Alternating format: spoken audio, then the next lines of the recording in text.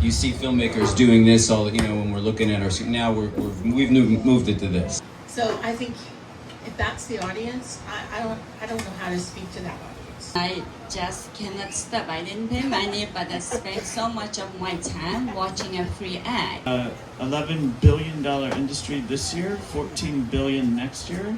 So it's maybe a fad, but it's not going anywhere for the next 5 or 10 years. And I'm like, what the hell is this? And I'm like, why is it I can't stop watching it? These guys are horrible to each other.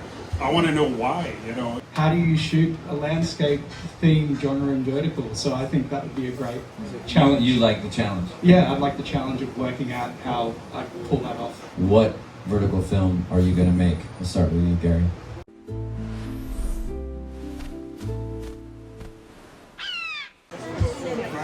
Welcome, everybody.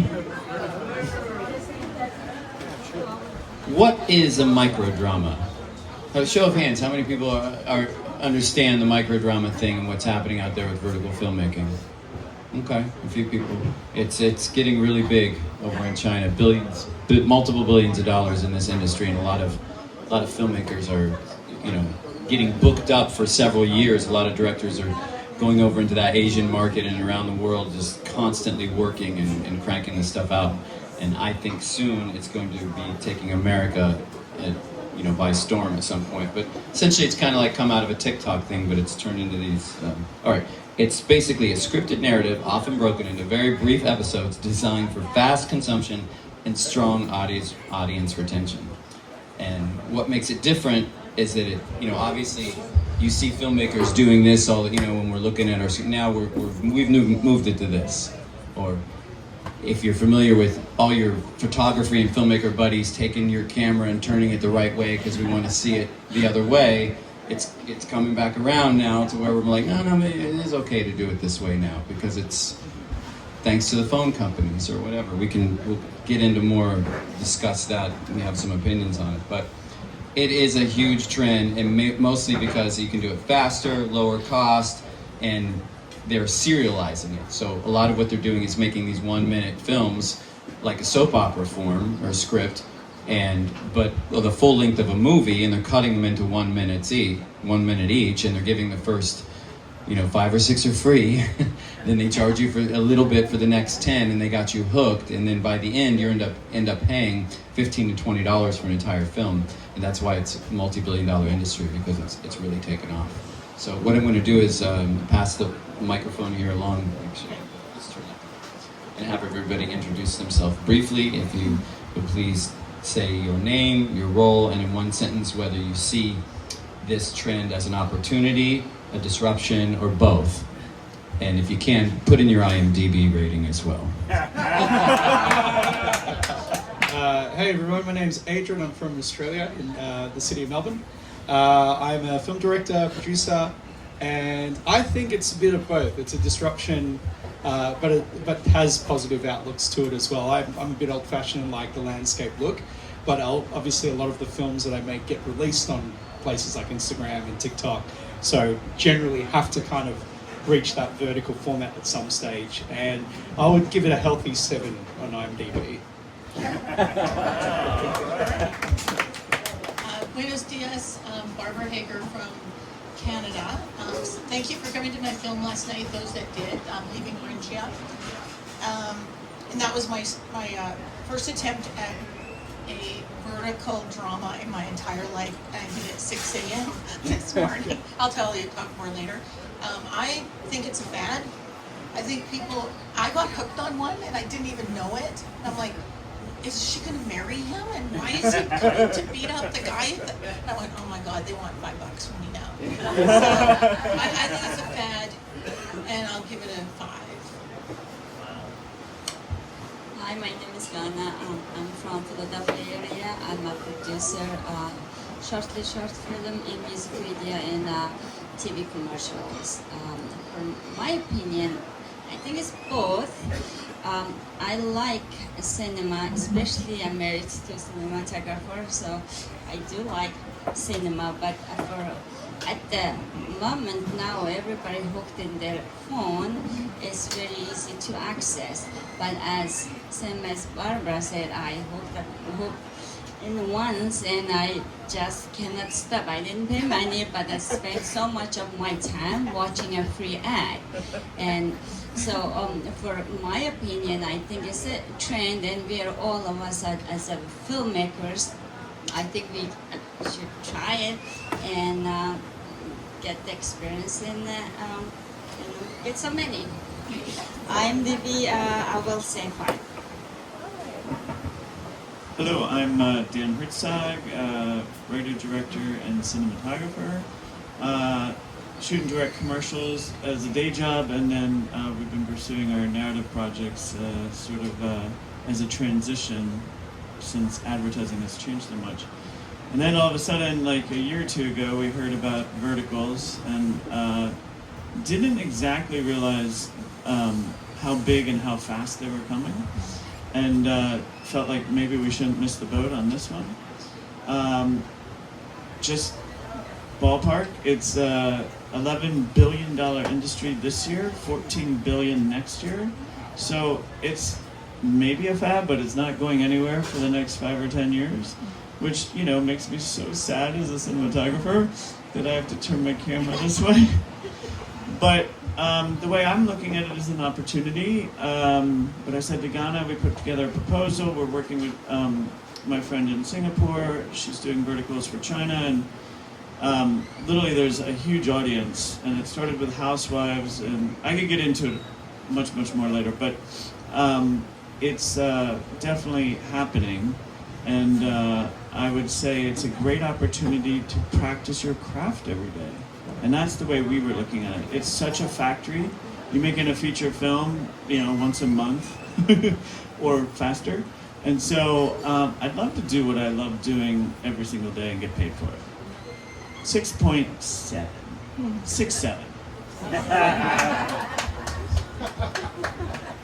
Hello, I'm Gary Fieldman. I'm a producer-director. Also, we brought Jesse and oh my God, Piggy Duster. Sorry, I'm a little caffeinated. Also very excited to be here. I personally think that it's actually neither. And the reason why I say that is because it's its own distinct genre. Because there are very specific requirements to be able to shoot it. You have a 9x16, and there's quite a few of them that are lower quality, and they're not perfect cinema, and there has to be melodrama, et cetera, et cetera, et cetera. And that is more of a genre distinction versus not. So, no, I don't think it's a fad either. I think it's its own specific genre. Like, I was actually talking to Neil this morning about subgenres within horror that are purposely shot bad. And I think there are a lot of trends within the verticals that do that. Like Ganna, I literally, and also you, Barbara, I got hooked into The Secret CEO, like, and Secret Marriage saying, oh my God, I'm like watching Instagram, I'm like, what the hell is this? And I'm like, why is it I can't stop watching it? These guys are horrible to each other. I want to know why, you know. It was, I think it's just dopamine hits. You're like, these people are bad, let's watch them get destroyed. It was awesome. So I guess IMDb rating wise, and I'll also list my IMDb score too, Dewey. I'd say it's probably a 7 or an 8, because it actually, there are tremendous opportunities like what Dan has mentioned as well for that specific genre, but you have to change how you think about shooting. You know, you can't do long form where you could have a 5-minute scene that's a full 3 act, you know, you have to condense it and you have to optimize. So it's super interesting. Great. Oh, maybe any of you that might want to answer this. So it's sort of like when MTV came, it changed the way, you know, songwriters approach some of their songs, and maybe it took a year or two to do that. So if any you want to address, like, do you think it's going to have that big of an impact, or is it already, and where does it go as far as how we're writing screenplays and scripts and et cetera? I'll jump in on that. I like what Gary was saying. It is sort of its own beast. You know, we took one of our shorts and we cut it up into like a 1.5-minute little clips and put it on Real Short for a contest. And it's not at all what you're supposed to do. There is an actual specific format to scripting. You start with a big moment, like right in the middle of shit, like someone's kissing someone and they find out or whatever, and someone's cheating on someone, and then it's an even bigger moment a minute and a half later for the cliffhanger, so that it gets you hooked. I mean, it's all about hooks, right? And so it's a whole different type of writing, melodrama for sure. What I'd like to see, what we're interested in exploring, and it's starting to happen, when you have like the creator of CSI, like getting into verticals, and of course Fox, Disney, all the studios, Netflix, everyone's doing it, Amazon, they have a little button at the bottom that says Verts. You know it's not going anywhere. Everyone's out to chase the buck. So it's such a money-making thing.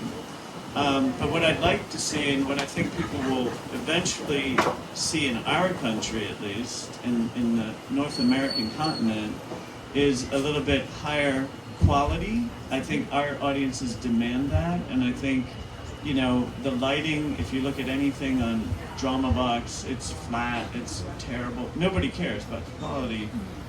Maybe overseas, I don't know, I'm just saying that's what the trend is now. But what I'd like to see is raise the quality, raise the storytelling, and expand the genres. So we could have thrillers, we could have, you know, more than just soap operas. It'll still be super dramatic, but it's kind of like what Quibi tried to do, but I won't get into all that. What was the question again? I was using MTV as an example Oh, right, about how it right. changed the writing style of You mean music. Much TV, And- right. Yeah, Much TV. I don't even know anymore. No, I'm just kidding, as a Canadian version of MTV. Oh yeah, the Canadian. So I also got hooked on The Secret CEO and realized what kind of rabbit hole did I just go down? And then I realized this is what it was. And I thought, okay, 1 to 2 minute short drama scenes that are serialized, why do they have to be like kitschy and simple and just cliche? Like, what about quality scripting and good production values and maybe a storyline? Can we build that kind of film economy instead of just trying to follow the money? Maybe So- that's something American or other North Yeah, American maybe- content maybe. can bring to it. You know, less salacious content, Yeah. more substantive. Well, so what I did was I did an experiment Maybe. this morning at 6 a.m. and I took a short drama scene I did many years ago in Peru, which you guys might have seen, and I flipped it. I took it horizontal, flipped it vertical, and went, this doesn't work, because suddenly there's nobody on the screen, and then there's a foot, and then there's a head.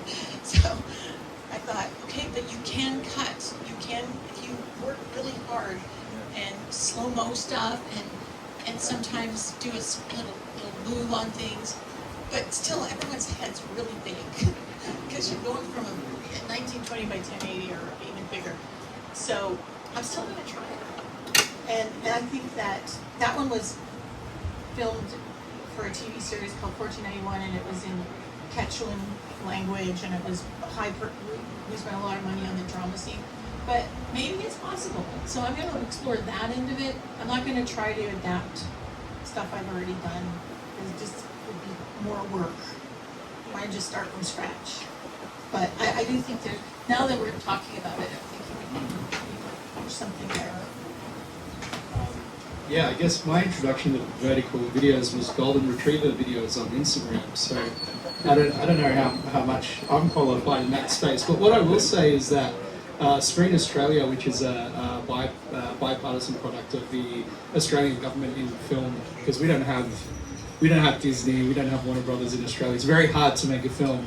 But what we are seeing is that there is a lot of investment in vertical production in Australia. I think I've worked on 2 projects now where I've done the color, because I'm a colorist by trade as well, and I've done a grade on 2 feature-length, bite-sized vertical stories as well. So I definitely think it's here to stay. The government definitely wants people working in that space more, it seems, than in that landscape space. So, yeah. Well, I have a follow-up for that then. So on the production side of that, do you find, like with some of them I know they're filming full scripts, you know, they're just taking whatever it is, a week or 2, and they're filming the whole 90 to 100 minutes, you know, what's traditionally be even longer than a normal movie, and doing all the editing and then releasing in bits, or the people that want to binge it. So has that been your experience on that end? Yeah, that's definitely what it looked like when we were making it. There was basically a 90-page script, or maybe 60-page, and it was going to play out exactly like a feature, but we just found these key points where, all right, that's where we can end that episode, and then we'll kick it off at the next one. And it was drama. It was coming of age, so it wasn't. We didn't need to have cliffhangers to finish the production in every episode. So it was very much just kind of finding the right point to kind of pause there, and then if you want to watch more, either have to pay or come back and watch next week. Yeah. Or anyone want to speak about the distribution possibilities of it as for independent filmmakers? And well, I'll start off by saying this. Tribeca has now it's been the first major film festival to allow verticals in this format as an award categories. So that's something that obviously we'll consider it as well and see if we can start getting that format. So any ideas or insights on what we could see as far as distribution models go and versus traditional distribution of independent films? I think there's channels like Pluto, or companies like Pluto or Jelly Snack, and anywhere you can actually upload your own stuff and they distribute it for you. I'm sure there are similar ones for vertical that will become your distributor. And distributors are your triggers, right? If you don't have a distributor, you don't have a deal. And I've tried to distribute my own stuff on Vimeo and YouTube, and you need a full-time person just pushing that. And so I think the best possibility is to find those kind of platforms that will take your project and will push it out there for you, and bring in the money and then send you the check, because it doesn't work. It doesn't. Independent filmmakers doing independent distribution, it's not a winning combination. So, have you heard of any of those companies? Yeah, there's kind of two ways to go about it. You could be an indie filmmaker and work for one of the platforms. So you get, if you have experience, this is the trick, right? You have to have done it to get the job. So we're talking about doing a spec one just to have proof that we could do it, right? And then you go to Drama Box or Real Short, and you get commissioned to do here's a script or whatever, or you take them a script. And certain companies, Monsa we're talking to, they have a mandate exactly what they're looking for. It's very specific. Anyone can submit, but if you don't have history of doing things, then you kind of probably aren't gonna get the directing or producing gig. So there's the big ones, and you can work for them, or where the money's at. I was talking to Gary, it's if you have the wherewithal, like this gentleman might, you make the app yourself. There's 200 plus apps for verticals. We hear of only the big 10 or whatever, but there's every day there's stories about, oh, well, me and my girlfriends, this is a true story, we started an app, and they're trying to monetize, because that's where the money's at. No, that's the only place the money's at, right? So you're not going to get paid squat to work for someone else. Same as any other job. But if you own the distribution and the app and you can actually market it, that's the other 99% of it is if you don't, you put it out to the world, but you have no marketing behind it. What good is that? But if you can connect those dots, I think there is a route for indie filmmakers to, have some sort of revenue from it. Maybe more than we do from, say, our short films. And also to add to that is understanding the target market for the people that are consuming the content. Because if it's vertical, they're more than likely consuming it on the cell phone. So if they're on the cell phone, you have the app route. You also have a lot of the tags. There's already apps out there. So it's more of the automation and understanding data-wise how to reach the target market. And actually, Jesse and I were also talking about that as well. And there's a lot of, well, the good thing about AI is you don't have to code. You don't have to know how to code. But, okay, maybe we should not anger the AI overlords. Okay. It's listening all the time. I know. guys ever watch Terminator, the whole Skynet thing? Just saying. Yeah. I'm a little worried now, but well, if dogs start barking, okay, then that's when we run. But to be fair, it's more of understanding and defining out a lot of that, and I think that's where the challenge is, because if you create a secret CEO thing, who actually really is the target market? Because I got sucked into it, and I don't like secret CEOs. So perhaps it's more about defining the drama and understanding who those guys are, and then like on Instagram, creating proper videos for that specific demographic. So to answer your question on that, Barbara, a full-time person can also be automated as well, and you know, I think that's actually a really cool way of doing things. But I'm also a developer on the side, so. Oh yeah, I was just gonna say that target market, I read that it's female millennials. Just saying. I don't know. I'm sure you could go. So I called my daughter, who's a female millennial. She said, "I have no idea what you're talking about." She goes, "I don't watch those things." And I think it's because Canada had the penetration into Canada hasn't happened yet. So it's like in Asia, it's big. I'm sure it's coming to other countries. So I think you need to nationalize your own style and your own audience. And I think there's a big opening for like middle-aged women and like certain topics that we are interested in. Just saying. So I think if that's the audience, I don't know how to speak to that audience, right? I can't speak. My kids don't get me, so I'm not gonna make films for them. But I would look at other audiences and other demographics. In Asia, is like very popular, especially I saw is like a lot of young people. And for America, what I read is 45 to 55 housewives. That's what the it's. Midwest. That's pretty specific. Yeah. The soap opera market. Yes, it's basically soap opera. But in Asia, it's like very young. I guess it's 20 to. I'm sure it's also 50 up to. But it's very popular. So I think it's depend on the nationality or where democratic where are they. I mean, it's definitely. I feel there's definitely a lot of millennials in Australia that are watching content on YouTube, TikTok, Instagram. I mean, I personally love watching YouTube Shorts just before I go to bed because it's shorter than a Netflix episode if you don't stay on there and watch for 2 hours. But maybe it is our relationship with Asia and how close we are to Asia as well. There's a lot of Asian population in Melbourne, so maybe that's rubbing off on us as well, potentially. Because I definitely see it in the millennials. Like even my niece and nephew, they're 7 and 10, and you give them an iPad for 20 minutes, and it is so hard to get the iPad back off them. So it even feels like it's getting younger and younger as time goes on. Yeah. Been told to switch mics. Oh, switch mics. Cool. Okay, anybody else want to add to this before we do a Q&A interaction? Can we talk about cost? Yeah, let's absolutely. Okay. Sorry. Sorry.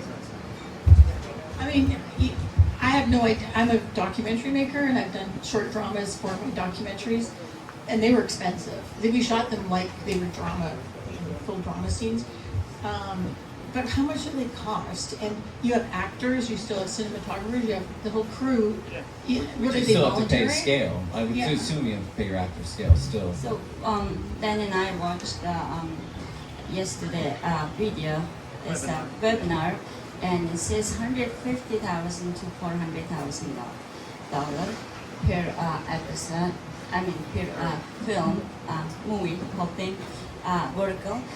But the way it amazed me is it's only like 7-8 days or 9 days, and their day is 12 hours, and the network doesn't allow them to go overtime. So 90 page or 100 page for that many days is 12 hours. I don't know. I cannot imagine because that's a lot of to cover a day.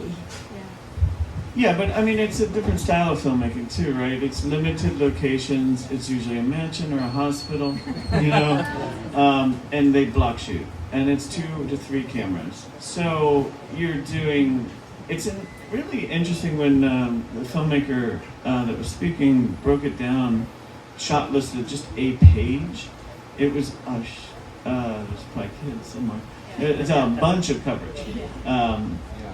And it was surprising how much coverage they get, slow-mo, real-time, every little beat. They have to figure out what are the ad moments. I mean, it's this whole thing, and yeah, you're shooting 10 to 11, maybe 12 pages a day. She said the most she ever did was 20 pages a day. I know, even if it's a lot of talking, that's a lot of coverage to get. But if you're block shooting, you're just shooting everything in your 100-page script in that angle, you know, at a time. And then you switch, get your other coverage, do everything. It's really stressful and straining on actors, to be honest. It's kind of they're taking the brunt of it. It's a lot of lines to remember. Also to add to that, because of the 9x16, you're limited on your shots. So, I don't know if you guys have heard of a movie called Joan d'Arc, you know, from the 30s. Yeah, it specialized in a lot of close-ups, and I kept thinking about this throughout the weekend. If you're on the 9x16, you're kind of limited on how you could do your expositionary shots, and you want to focus on getting close-ups of all of your actors. So shooting that, I mean, my God, 20 pages a day. That's insane. I'm sorry. That really, truly is. But yeah, I mean, looking at the format itself, it kind of lends to what you can and cannot shoot and how you want to prefer to shoot. Yeah, I mean, it's very formulaic and it's very specific. So some networks require wide shots, and a wide shot is like just to understand the geography of these 3 people talking in a room, you know, around the table. But others don't, and you know, your medium shot is kind of like our cowboy, a little tighter, and your close-up is medium close-up. You're not supposed to do anything extremely close-up. You're not supposed to do handheld. They prefer if you don't. You know, so it's very specific, like, because they know what works, and it's just, you know, regurgitating the same thing over and over with different actors in a different language at some point.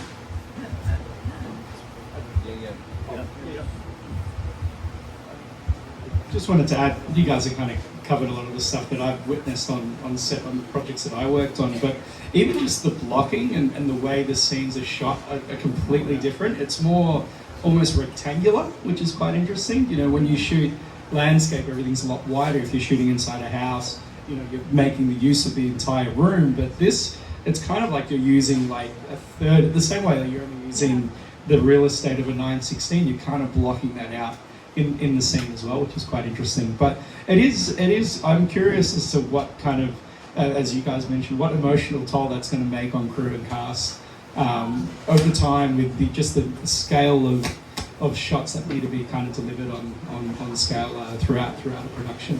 So I guess we'll find out over the next couple of years whether or not it sticks around for that reason. Actually, thank you for saying that. It kind of triggers a thought on whether or not crews are purposely lowering the quality to go for speed, and whether or not that lends itself to the genre, if we want to call it a genre, of course.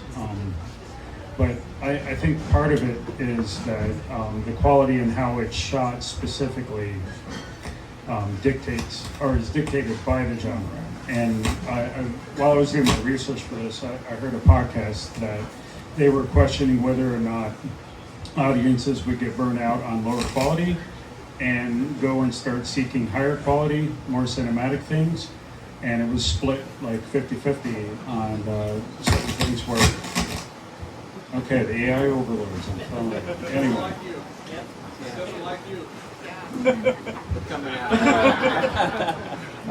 Okay, well, there's too much power in what we're saying then, Donnie. But, so, in my mind, I think it really would depend on the person, because there are people who love bad horror films, again, like absolutely purposely shot, awful $50,000 budget horror films. And I think this genre actually also lends to that as well, because they don't want it to feel like a cinema. They want it to feel like it was shot in their friend's backyard, right?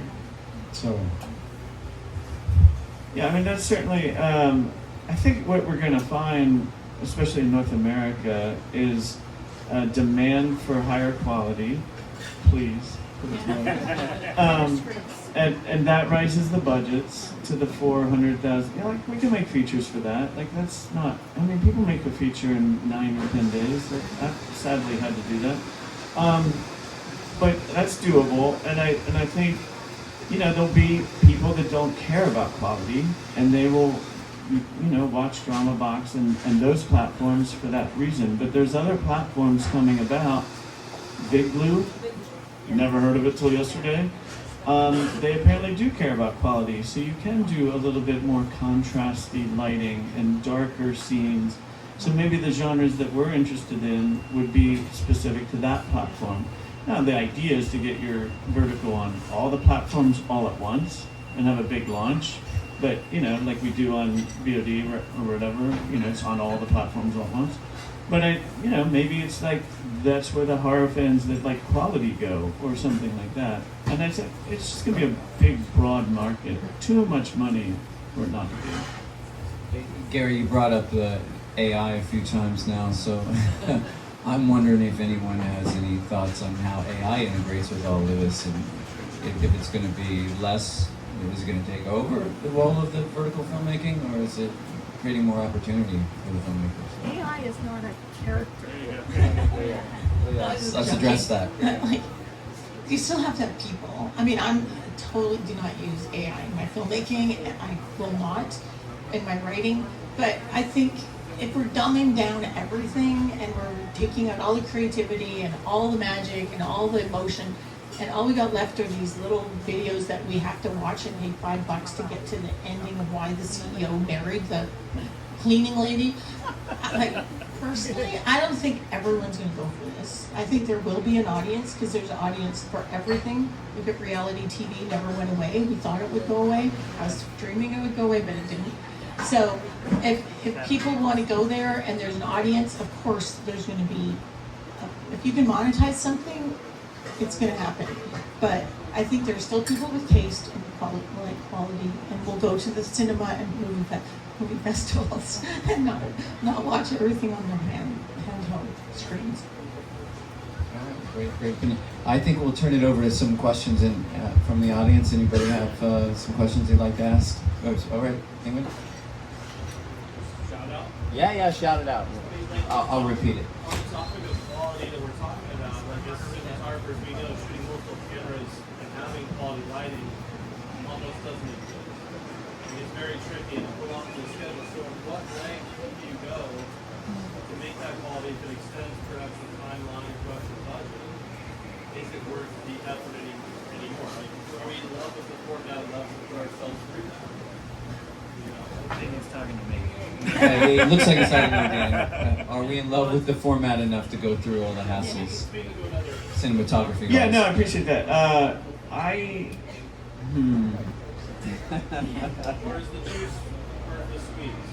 Is the juice worth the squeeze? It's kind of like this. I'd rather be working than looking for work, right? And so the answer is, it's just like, you know, when we were shooting on film, you know, and digital came along, and, you know, we all had to take on that, you know, skill set or whatever, and it's actually really no different. Everyone thought you needed less lights. Bull crap. Then we learned that, right? So this is the same thing. I mean, they still have the same size crews. The unions they have union agreements, so it's definitely going to be steady employment for somebody. I think the way we look at it is you make maybe a lesser day rate, but you're working a lot more days. Kind of like television, right? You know, you work 10 months out of the year in the old days. As a cinematographer, yeah, you're definitely, we've all made features this way though. You're definitely doing cross coverage. It's definitely not the best lighting. So you do have to make some sacrifices, but I think we already do that. Even in commercials, you don't always get, the perfect lighting setup for every shot that you wanted.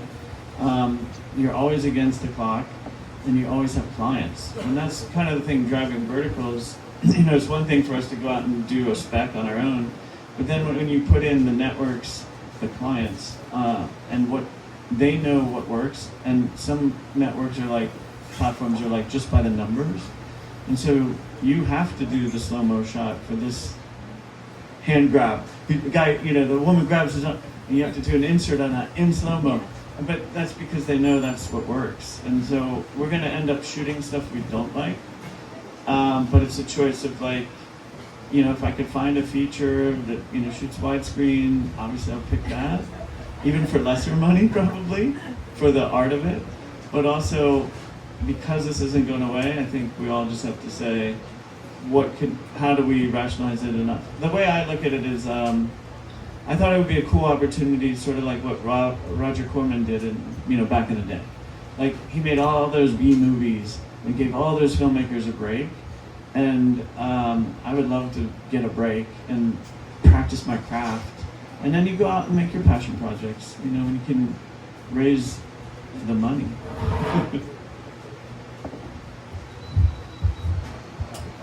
I'll just say, please include all the lighting, because as a colorist, I can't fix it in post. Or I can, but I don't want to fix it in post. So include all the lighting where possible.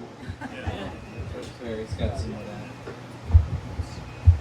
Well, to that, from the budgeting perspective, and the main thing is if we're only funding 78 days and we're shooting, 10, 11 pages per day, at that point you would want to have minimalist setups anyways, to be able to fit the amount of speed. And working with you, Dingman, knowing that for each setup you have to change the lighting, that costs time at 12 hours a day, you have to minimize anyways.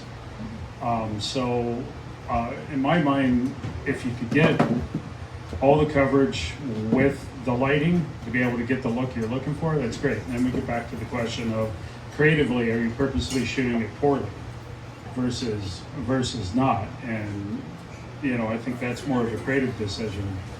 But in my mind, for budget, I would say to be able to meet all those requirements, you'd want to slim down the cover, or slim down the shot angles. And the 9x16 with close-ups really absolutely lends to the melodrama anyways, because you can do the slow pushes and all that stuff. But that's just the fun. Okay. Any more questions out here? Comments? Yeah, Alex? So we have a couple of scripts that did show vertical drama, like the CEO, power triangle thing, whatever. It's always the same question: where do we get the money to do this? So, what do you guys have any advice on budget level, on where we could start to get some money to put this together, and then where we, how we would distribute it, specific steps? Advice on how to get started and where to find the money to do this. Anyone? Back to Dan. Dan, you went to Singapore recently. Was that, I believe, was related to this topic, right? Yeah. So my friend, she's Chinese, lives in Singapore, works for a Chinese production company, and is a writer, and was commissioned to do a vertical, like submitted a script, and directly with one of the platforms. So that's one of the, probably the best way to go about it is to try and find a platform to fund it. And so there are those out there, like I said, Mansa, MAMSA, maybe.com. I can't remember, but they have a mandate of what they're looking for, and you can literally, and maybe we'll do this because I was talking to one of our other directors, write something based on what they're looking for, submit it, and then if you have experience, you get to shoot, produce, direct it. That's the trick, right? So that's why we were talking about doing some sort of spec on our own dime, what we spend on a short film or something, invest in yourself and do, oh, here are the first 10 episodes. Get them hooked, and then say, give us the rest of the money. A couple of different ways to go about it, but yeah, I mean, you have to find, it's just like indie film, you have to find distribution. If you're lucky enough, like one of our features had guaranteed distribution before we even made it, you know, that's a helpful step, but didn't necessarily find us the money either. But yeah, I would definitely explore the different platforms, see what your scripts are most aligned to, and see if you can submit them directly. It's just this weird sort of place where like there's hundreds of companies doing this in the US, and I don't know but 3 or 4 of them, and it's like you can't break in. It's really interesting. Like it's a sort of close-knit thing, like no one wants to share. No one will play in the sandbox with us. But if you find out, let us know, Alex. Actually, I'm self-funded, and it's very painful, especially when you fail. So, on that, also to add to that, distribution, those are the 2 biggest things. It's not the shooting part that's hard. Yeah. It's the how do I pay for it and how do I get it out to the customer. Monetize it. Yeah, I mean, both of them, I have no idea. I throw bones. I call the psychic network. You know, they have surprising answers, by the way. And Is that a plug? well, I mean, Lady Cleo, right? Yeah. Okay. Anyway, I have no idea, honestly. So that's why I started funding my own, and so it can be difficult at times, even self-funding, because how do I recover that cash? And then comes the other question, should I even try to and just roll with making art and being okay with that and submitting to film festivals like this one and just coming down and meeting a bunch of cool people? And I do both, so yeah. I do have one other idea. So much of indie film has become about the numbers. If you can just show data that suggests there's an audience for your material, you will find the money. Numbers don't lie. Like that's literally what we've been told. If you can prove there's an audience for that, like 400,000 people like this little thing we did on YouTube or whatever. You know, the guy that just made his feature and had $17 million opening because he had 38 million YouTube followers. You know, it took 10 years, but like the numbers don't lie. Like if you can just prove you have an audience, someone will fund you because there's a return. You're gonna make your money back. The other idea is I think you can hire a director who worked vertical, so they have the experience, because one of the things about the platforms out there looking for people already have experience. So if you're not directing yourself, you can hire somebody already done, and they might have the opportunity to pitch their network. The other thing, if you do want to direct, which we're talking about, is hire an assistant director that's done a ton of verticals and a script supervisor. That's how the woman that started like a year ago, and now she's like booked to whenever. She happened to have friends in verticals at Real Short. Yeah, and she had to convince the Chinese, executives to give her a shot, but then she was learning on the job because she had the crew that had done verticals before. So, I mean, if you have friends in verticals, that's a really good way, or if you can hook up with people that have done it, just to get the experience, short of, funding it yourself or even funding it yourself. Just want to add one other thing about the numbers don't lie, and that's very much correct. We've got 2 Australian directors that may talk to me and Bring Her Back, which were huge horror films did really well in the US and the UK and all of Europe, and a lot of people don't know that they started a YouTube channel about 10 years ago, and by the time they got to making their first feature, they had millions of followers and subscribers on YouTube, and they were called the Rucka Boys, I think, on YouTube, and that was kind of what made them, that got them in the room with the right execs to kind of make their first feature, and now they're now they live in Hollywood, and yeah. So don't give up on the YouTube channel. Don't give up on the YouTube channel. No. Any other questions out here before I ask the final question of the panel? Oh yeah, over here, Mark.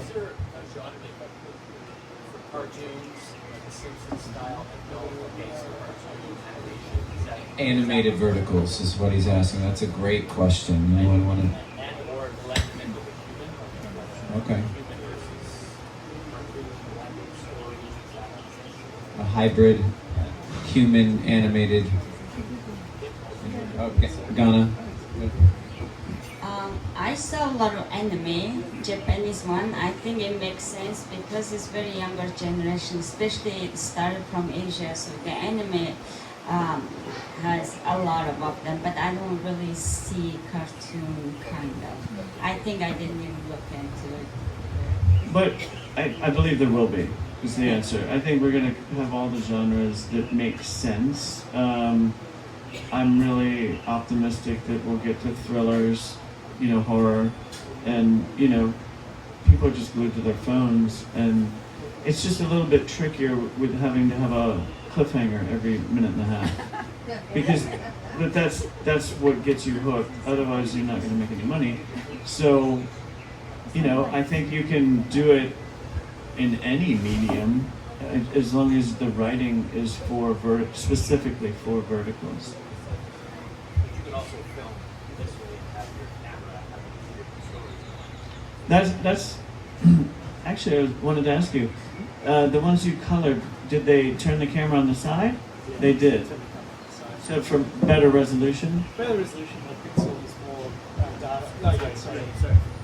Yeah, so the one that I worked on, they did flip the camera on the side, which I was very grateful for because it meant more data for me to work with in post, as opposed to shooting at landscape and then just picking out, obviously losing those black bars on the side as well. So yeah, on the side. One thing that I would consider doing if you have the resolution, not that I shoot on reds much, but I would shoot the landscape. I think we were talking about it because you just have more opportunity later. Like if it is a fad, like if all our dreams came true and it went away in 5 years, you don't want to not have something useful. Because now we'll be cropping the vertical landscape and then we're talking about extreme close-ups. Yeah, so postage stamp, right. So, it is, if you can have both, like, I want my cake and I want to eat it too. Like, I would shoot landscape, and extract the, center, with that being the intent. Because we used to do that in commercials like 5 years ago for TikTok. Like, so they wanted all the aspect ratios. We were shooting, there's so many lines on the monitor, I had to explain to the client what was what. We had 9x16, 1x1, 5x6, it was insane, 16x9. But yeah, if you have the wherewithal, think about the future. That's a really good point. Okay, so any other questions out here? No, we got one over here from Michael. Go ahead. I put LIGO on LinkedIn. Have many of you use LinkedIn? And I'm just getting hundreds of response, and I am not ready to contact them back yet. But I'm wondering if that is a viable way of getting producers, actors, directors, everybody respond.